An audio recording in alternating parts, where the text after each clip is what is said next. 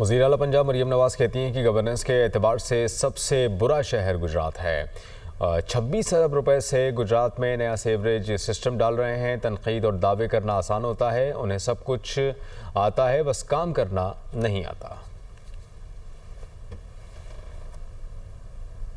पंजाब में अगर सीवेज और ड्रेनेज के हवाले से कोई सबसे वर्स्ट अगर कोई शहर है तो वो गुजरात है। आपकी बहन और बेटी मरियम नवाज शरीफ 26 अरब रुपए से गुजरात का पूरा नया सीवेज और ड्रेनेज सिस्टम डाल रही है। तनकीद करना बहुत आसान होता है, काम करने के लिए बिस्तर से उठ के निकलना पड़ता है, तैयार होके मैदान में आना पड़ता है। पहली बार सुन रही हूँ कि तनकीद इस बात पे हो रही है मुखालिफिन की जानिब से या मीडिया के कुछ सर्कल्स की जानिब से तनकीद इस बात पे हो रही है कि सीएम काम क्यों कर रही है। मरियम ने अभी तक ये नहीं कहा कि हाय मेरी इमदाद करो मेरे लोगों को। ये मरियम नवाज शरीफ की बेटी है। मरियम नवाज कभी किसी के आगे हाथ नहीं फैलाएगी। हम एक एक का इंशाअल्लाह ताला नुकसान पूरा करेंगे। जब तक ये अपने घरों में वापस जाके आबाद नहीं हो जाते, मरियम नवाज शरीफ और उसकी हुकूमत आराम से नहीं बैठेगी।